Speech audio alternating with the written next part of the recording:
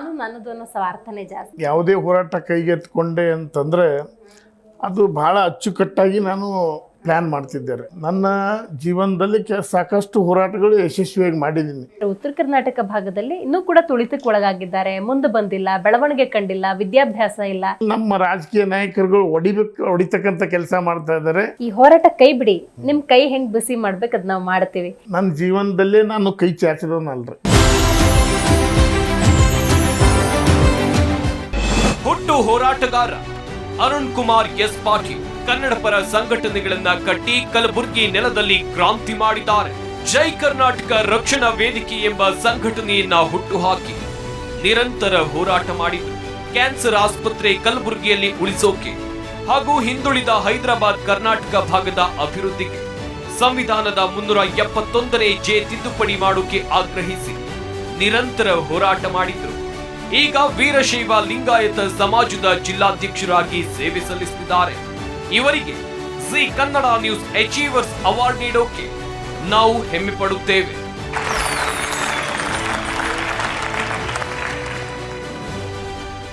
ನಮಸ್ಕಾರ, G achievers ವಿಶೇಷ ಕಾರ್ಯಕ್ರಮಕ್ಕೆ ಸ್ವಾಗತ. ನಾನು ದಿವ್ಯಶ್ರೀ. ಇವತ್ತಿನ ಜಿ ಅಚೀವರ್ಸ್ ಕಾರ್ಯಕ್ರಮದಲ್ಲಿ ನಾವು ನಿಮಗೆ ಪರಿಚಯ ಮಾಡ್ತಿರುವಂತಹ ಈ ವ್ಯಕ್ತಿಯ ಬಗ್ಗೆ ಖಂಡಿತ ಹೇಳಲೇಬೇಕು. ಯಾಕಂದ್ರೆ ಅವರು ಕಲಬುರಗಿ ಭಾಗದಲ್ಲಿ ಮಾಡಿದಂತಹ ಹೋರಾಟಗಳು ಹಾಗಿತ್ತು.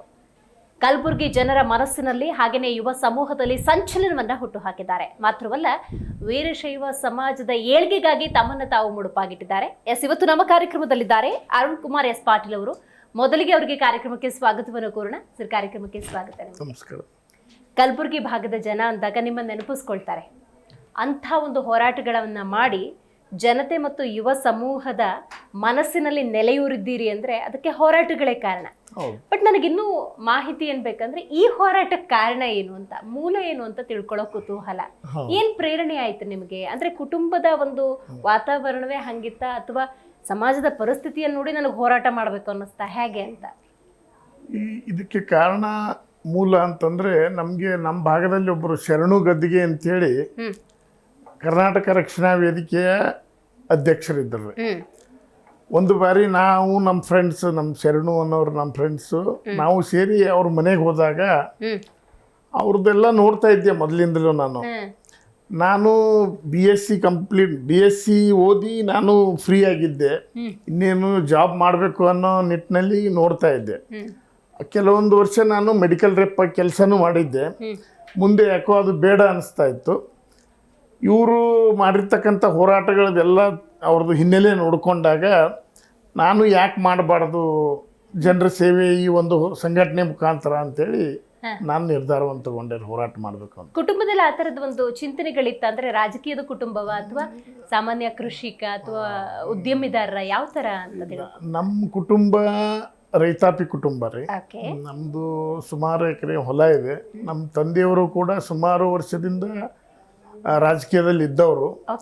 ಆದರೆ ಅವರ ಬೆಳವಣಿಗೆಗೆ ಸ್ವಲ್ಪ ಯಾರೋ ಚೂಟಿ ಹಾಕಿದ್ರು ಮಧ್ಯದಲ್ಲಿ. ಹೀಗಾಗಿ ಅವರು ಕೂಡ ಮುಂದೆ ಬೆಳೀಲಿಲ್ಲ. ನಾನು ಜನರ ಒಂದು ಸಂಘಟನೆ ಮುಖಾಂತರ ಏನಾದರೂ ಸೇವೆ ಮಾಡಬೇಕು ಅನ್ನೋ ತೀರ್ಮಾನ ಮಾಡಿ ನಾನು ಸಂಘಟನೆ ಮಾಡಲಿಕ್ಕೆ.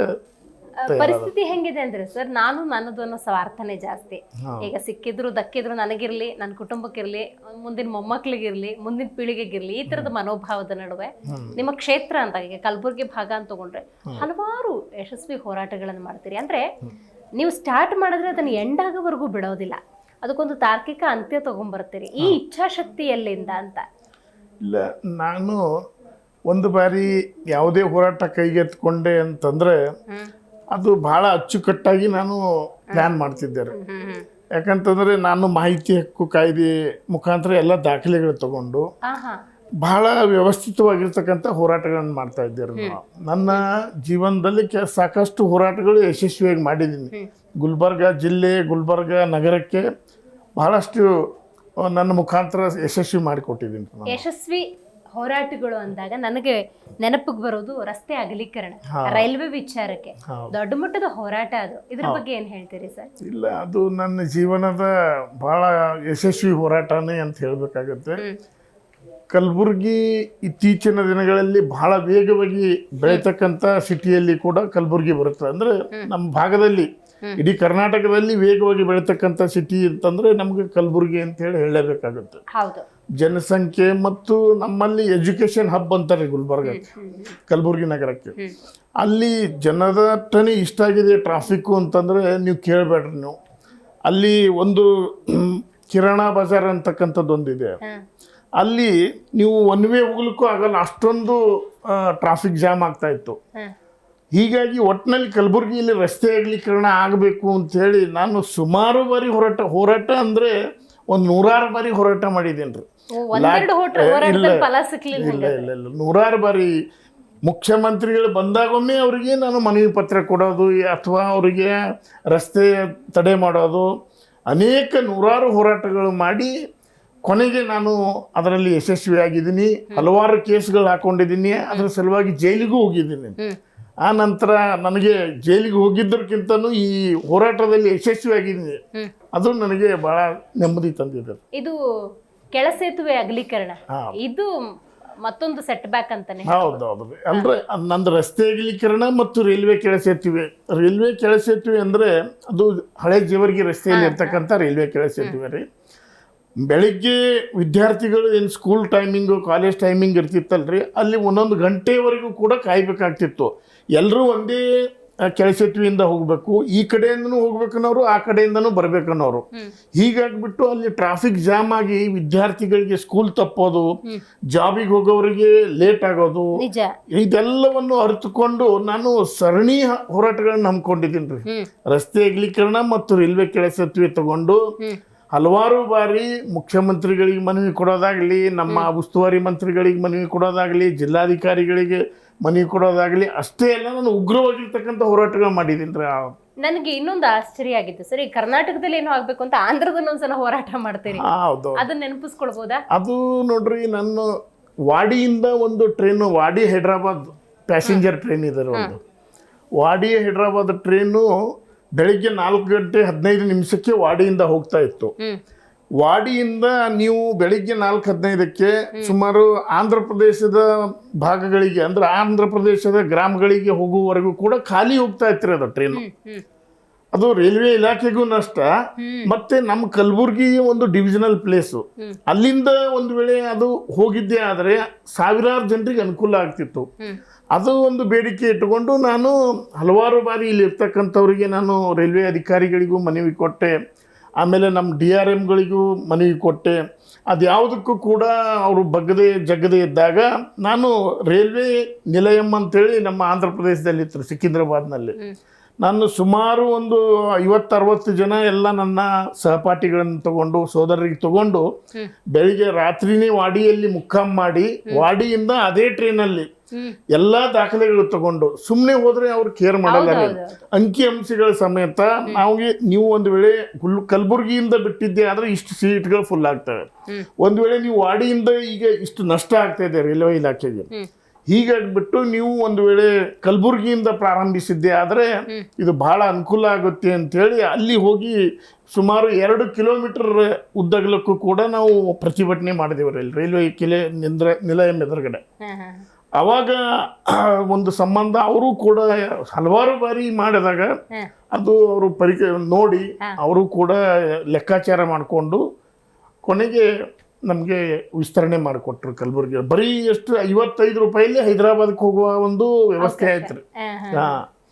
ಮುಂದೆ ಅದು ಈಗ ಅದು ಸೋಲಾಪುರ್ವರೆಗೂ ಅವರು ವಿಸ್ತರಣೆ ಮಾಡ್ಕೊಂಡ್ರು, ಅವರಿಗೂ ಅನುಕೂಲ ಆಯ್ತು ಈಗ ಮುಂದೆ. ಈಗ ಜನಕ್ಕೆ ಮೂಲಭೂತವಾಗಿ ಏನೇನ್ ಬೇಕು ಅದೆಲ್ಲ ಬೇಕೇ ಬೇಕು. ಕುಡಿಯೋದಕ್ಕೆ ನೀರು ಬೇಕು, ಆಸ್ಪತ್ರೆ ಬೇಕು, ಶಾಲಾ ಕಾಲೇಜುಗಳು ಬೇಕು, ಅಂದ್ರೆ ಪ್ರತಿಯೊಂದು ಕ್ಷೇತ್ರದಲ್ಲೂ ನೀವು ಗಮನ ಹರಿಸ್ತೀರಿ. ನಂಗೆ ಅದ್ರಲ್ಲಿ ನೆನಪಿಗೆ ಬಂದಿದ್ದು ಕ್ಯಾನ್ಸರ್ ಆಸ್ಪತ್ರೆ.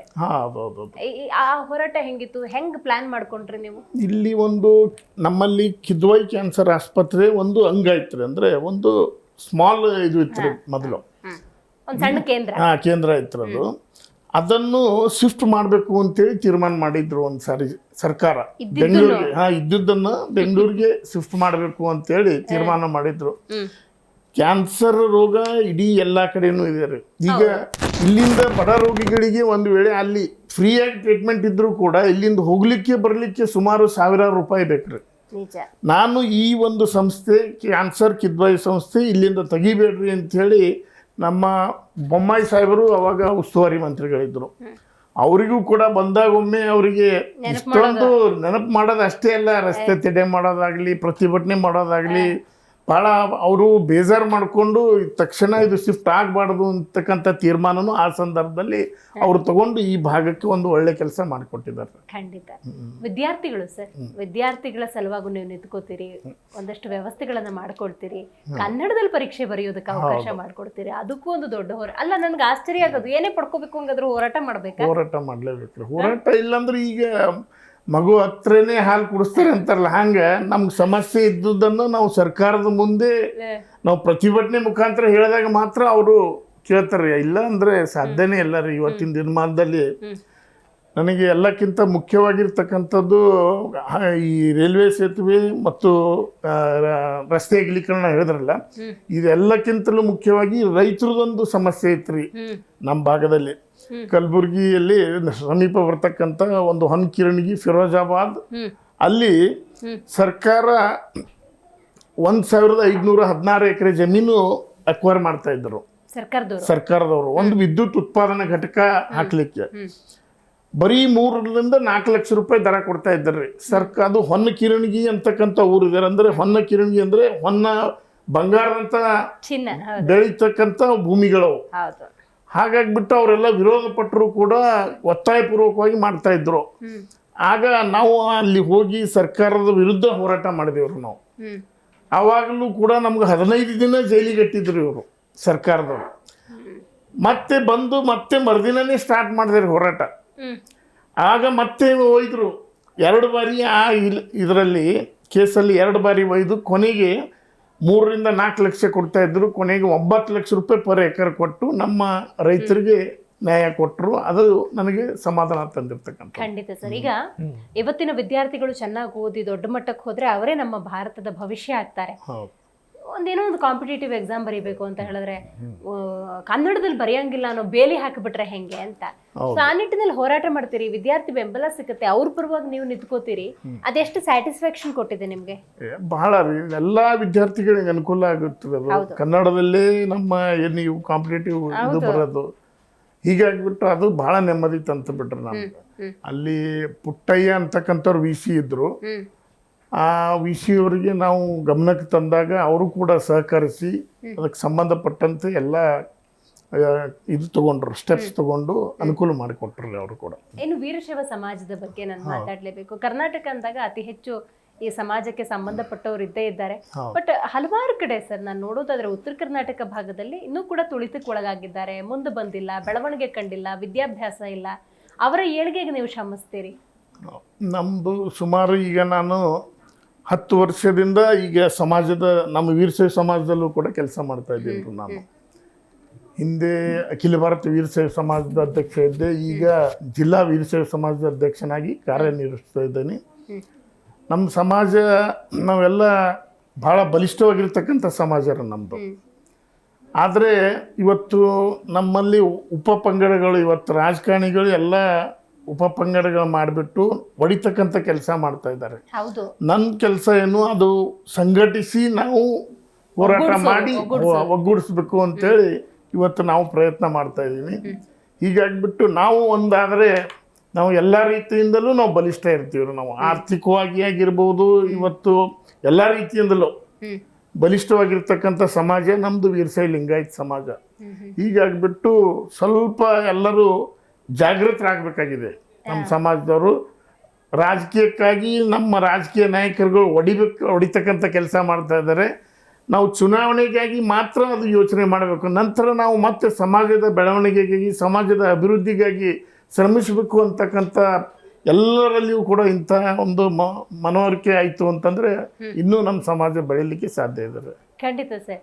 ಇಷ್ಟೆಲ್ಲ ಹೋರಾಟಗಳ ನಡುವೆ ನಿಮಗೆ ಖಂಡಿತವಾಗ್ಲೂ ಬೆದರಿಕೆಗಳು ಬಂದಿರ್ತವೆ, ಯಾರೋ ಹೆದರಿಸ್ತಾರೆ, ನಿಮ್ಮ ಮನೆಯವ್ರಿಗೆ ಫೋನ್ ಮಾಡ್ಬೋದು, ಈ ಥರ ಸಿಚುವೇಶನ್ಗಳನ್ನ ಡೆಫಿನೆಟ್ಲಿ ಫೇಸ್ ಮಾಡಿರ್ತೀರಿ ನೀವು.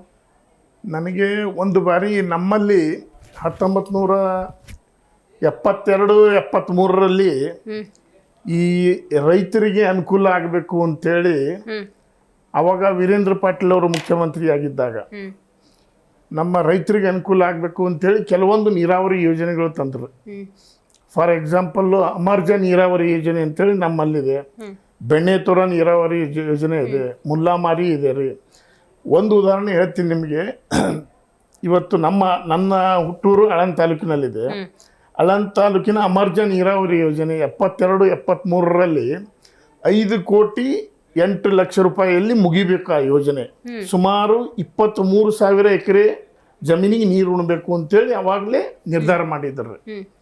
ಈಗ ನನಗನ್ಸುತ್ತೆ ಸುಮಾರು 400 ಕೋಟಿಗಿಂತಲೂ ಹೆಚ್ಚು ಖರ್ಚು ಮಾಡಿದ್ದಾರೆ ದುಡ್ಡು. ಆದರೆ ಇನ್ನೂವರೆಗೂ ಕೂಡ 23 ಅಲ್ಲ, ಒಂದು 10,000 ಎಕರೆ ನೀರಾವರಿಗೂ ಭೂಮಿಗೂ ನೀರು ಹೋಗಿಲ್ಲ, 10,000 ಎಕರೆ ಭೂಮಿಗೂ ನೀರು ಹೋಗಿಲ್ಲ. ಇದೆಲ್ಲವನ್ನು ತಗೊಂಡು ನಮ್ಮ ಶಿವರಾಜ್ ಪಾಟೀಲ್ರು ಲೋಕಾಯುಕ್ತರಾಗಿದ್ದರು. ಮೊದಲನೇ ಬಾರಿ ಗುಲ್ಬರ್ಗಕ್ಕೆ ಬಂದಿದ್ರು. ನಮ್ಮ ರಂಗಮಂದಿರದಲ್ಲಿ ಎಲ್ಲ ಸಮಸ್ಯೆಗಳ ಅಹವಾಲುಗಳನ್ನು ಸ್ವೀಕಾರ ಮಾಡಲಿಕ್ಕೆ ಅವರು ಇದು ಮಾಡಿದ್ರು. ನಾನು ಪತ್ರಿಕಾಗೋಷ್ಠಿ ಹೇಳಿದ್ದೆ ರೀ, ಈ ರೀತಿ ಸಮಸ್ಯೆಗಳಿದ್ದಾವೆ, ಇದೆಲ್ಲವನ್ನು ಕೂಡ ನಾನು ಶಿವರಾಜ್ ಪಾಟೀಲ್ರಿಗೆ ನೀಡ್ತೀನಿ ಅಂತ. ಆವಾಗ ನನಗೆ ಇವ್ರು ಯಾರೋ ಕಳ್ಳರು ಫೋನ್ ಮಾಡಿದ್ರು, ಅದೆಲ್ಲ ನೀವು ಅವ್ರಿಗೆ ಕೊಡಬೇಡ್ರಿ ಅಂತೇಳಿ.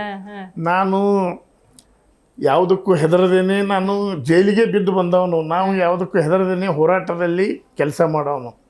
ನಾನು ಬಂದ್ರಪ್ಪ ನೀವು ಇದ್ರೆ ನೀವು ಬನ್ನಿ, ಅಲ್ಲೇ ನಾನು ನೋಡೋಣ ಅಂತ ಹೇಳ್ದೆ. ಎಲ್ಲ ಸವಾಲು. ನಾನು ಯಾವತ್ತು ಹೆದರಿಕೆಯಿಂದ ಜೀವನ ಮಾಡಿದವನಲ್ಲ, ನ್ಯಾಯಕ್ಕಾಗಿ ಕೆಲಸ ಮಾಡೋನು. ಹೀಗಾಗ್ಬಿಟ್ಟು ಬಂದು ಅವತ್ತು ಅವರಿಗೆ ಕೊಟ್ಟಾಗ ಅವರು ಕೂಡ ದಂಗಾದರು. ಎಲ್ಲ ನೀರಾವರಿ ಯೋಜನೆಗಳು 5 ಕೋಟಿ ಇದ್ದಿದ್ದು 500 ಕೋಟಿ ರೂಪಾಯಿ ಖರ್ಚು ಮಾಡ್ಯಾರ, ಇನ್ನೂ ನೀರು ಹೋಗಿಲ್ಲ.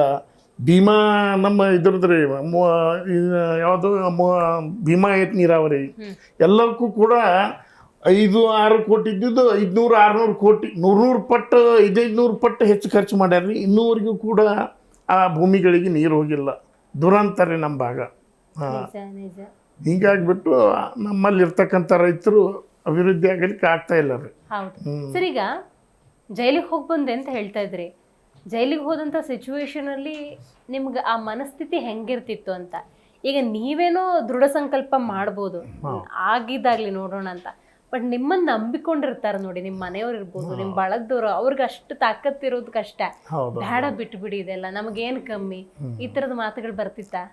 ಇಲ್ಲ ರೀ, ನಾನು ಮೊದಲನೇ ಬಾರಿ ಹೋಗಿ ಬಂದಾಗ ಒಂದು ಸಾರಿ ನಮ್ಮ ಮನೆಯಲ್ಲಿ ಅಂದರು, ನಮ್ಮ ಮನೆಯಲ್ಲಿ ತಾಯಿ ತಂದೆ ಎಲ್ಲರೂ ಕೂಡ, ನಿಮಗೆಲ್ಲ ಸಾಕಷ್ಟು ಇಲ್ಲಿ ಎಲ್ಲ ರೀತಿಯಿಂದ ಇದೆ, ಆದರೂ ಕೂಡ ಇದು ಯಾಕೆ ಬೇಕಪ್ಪ, ಉಸಾಬರಿ ಇಂಥದ್ದು ಜೈಲಿಗೆ ಹೋಗೋದು ಯಾಕೆ ಬೇಕು ನಮಗೆ ಅಂತಂದಾಗ ಅವರಿಗೆ ತಿಳುವಳಿಕೆ ಇರೋದಿಲ್ಲ ರೀ. ಅವರಿಗೆ ಧೈರ್ಯ ಹೇಳಿದೆ, ನಾನು ನ್ಯಾಯಕ್ಕಾಗಿ ಕೆಲಸ ಮಾಡ್ತಾ ಇದ್ದೀನಿ. ನಾವು ಹುಟ್ಟಿದ ಮೇಲೆ ಪ್ರಾಣಿ ಪಕ್ಷಿಗಳಿಗೆ ಸತ್ತು ಹೋದ್ರೆ ಉಪಯೋಗ ಏನು ಹೇಳ್ರಿ, ಏನಾದರೂ ಸ್ವಲ್ಪ ಸಮಾಜಕ್ಕೆ ನಮ್ಮದು ಏನಾದರೂ ತೋರಿಸ್ಬೇಕು, ಹುಟ್ಟಿದ ಮೇಲೆ ಕೊಡುಗೆ ಕೊಡಬೇಕು ಅನ್ನೋ ಭಾವನೆಯಿಂದ ನಾವು ಕೆಲಸ ಮಾಡ್ತಾ ಇದ್ದೀನಿ. ನಾವು ಯಾರಿಗೂ ಕೆಟ್ಟದ್ದು ಮಾಡ್ತಾ ಇಲ್ಲ, ಅನ್ಯಾಯನೂ ಮಾಡ್ತಾ ಇಲ್ಲ, ನ್ಯಾಯಕ್ಕಾಗಿ ಕೆಲಸ ಮಾಡ್ತಾ ಇದ್ದೀನಿ, ಅಂಥದ್ದೇನೂ ಆಗೋದಿಲ್ಲ ಅಂತೇಳಿ ಧೈರ್ಯ ಹೇಳಿದೆ. ಖಂಡಿತ ಸರ್. ಇಷ್ಟೆಲ್ಲ ಹೋರಾಟಗಳ ನಡುವೆ ಅಡ್ಜಸ್ಟ್ಮೆಂಟ್ ಮಾಡ್ಕೊಳ್ಳೋಕ್ಕೂ ಬಂದಿರ್ತಾರೆ. ಈ ಹೋರಾಟ ಕೈ ಬಿಡಿ, ನಿಮ್ಮ ಕೈ ಹೆಂಗೆ ಬಿಸಿ ಮಾಡ್ಬೇಕು ಅದು ನಾವು ಮಾಡ್ತೀವಿ, ಇದಕ್ಕೆಲ್ಲ ಹೆಂಗೆ ರಿಪ್ಲೈ ಮಾಡ್ತಿದ್ರಿ? ನನ್ನ ಜೀವನದಲ್ಲೇ ನಾನು ಕೈ ಚಾಚಿದವನಲ್ರಿ. ನನ್ನ ಜೀವನದಲ್ಲಿ ಎಲ್ಲಿನೂ ನಿಂತು ಹೇಳ್ತೀನಿ, ಇಂಥ ಒಂದು ಸಂದರ್ಭನೂ ಬಂದಿತ್ತು ನನಗೆ. 2008ರಲ್ಲಿ ಮೊದಲನೇ ಸಚಿವ ಸಂಪುಟ ನಡೀತಾ ಇತ್ತು ರೀ, ಎಲ್ಲಿ ಕಲಬುರಗಿಯಲ್ಲಿ. ಅವಾಗ ಬಂದ್ ಕರೆ ಕೊಟ್ಟಿದ್ದಲ್ರಿ ನಾನು.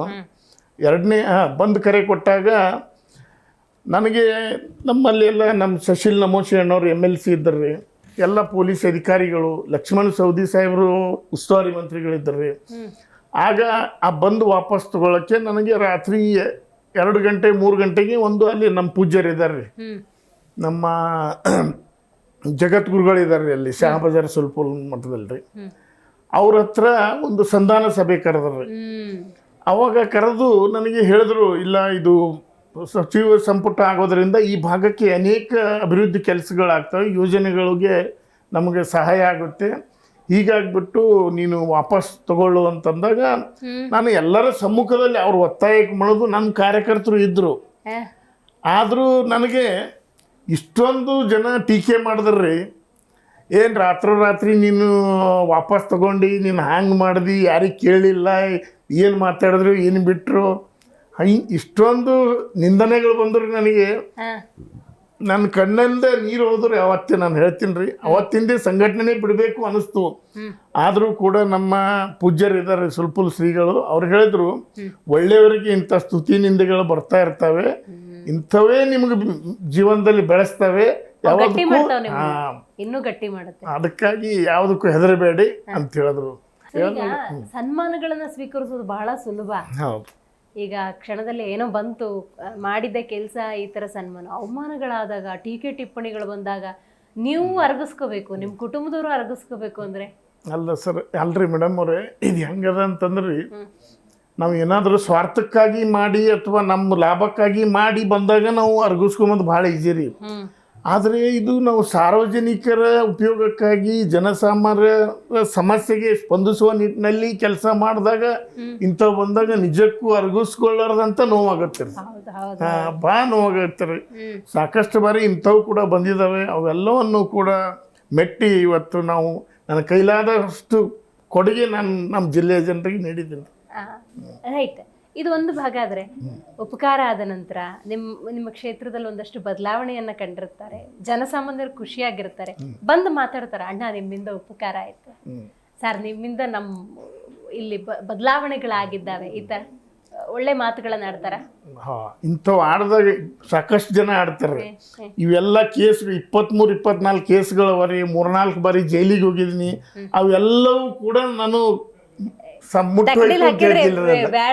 ಅಷ್ಟೊಂದು ಖುಷಿ ಆಗುತ್ತೆ ರೀ. ಎಲ್ಲ ಸಾಮಾನ್ಯ ಜನರು, ನಾನೇನು ಯಾವುದೇ ರಾಜಕೀಯ ಹುದ್ದೆಯಲ್ಲಿದ್ದು ಮಾಡಿಲ್ಲ, ಜನಸಾಮಾನ್ಯರಂತೆ ನಾನು ಹೋರಾಟಗಾರನ ಕೆಲಸ ಮಾಡಿಕೊಟ್ಟಿದ್ದೀನಲ್ರಿ, ಅದು ನಿಜಕ್ಕೂ ಎಲ್ಲಿಲ್ಲದ ಸಂತೋಷ, 100% ಆತ್ಮತೃಪ್ತಿ ಇದೆ. ಸರ್, ಈಗ ಹೋರಾಟಗಳು ಅಂತ ಹೇಳಿದಾಗ ನಿಮಗೆ ಆತ್ಮತೃಪ್ತಿ ಕೊಡೋದು ಬೇರೆ, ಜನಸಾಮಾನ್ಯರು ಬಂದು ಹೇಳ್ತಾರೆ, ಮತ್ತು ವಿದ್ಯೆ ಮತ್ತು ಹೋರಾಟ ಅಂದಾಗ ಏನಾಗುತ್ತೆ, ಅದಕ್ಕೆ ವಯಸ್ಸು ಅನ್ನೋದು ಇರೋದಿಲ್ಲ. ಹಾಗಾಗಿ ಈ ಹೋರಾಟವನ್ನು ಮುಂದುವರಿಸ್ಕೊಂಡು ಹೋಗ್ತೀರಾ, ಇಲ್ಲ ಇದೊಂದು ಸ್ಟಾಪ್ ತಗೊಳ್ಳೋಣ ಸಾಕು?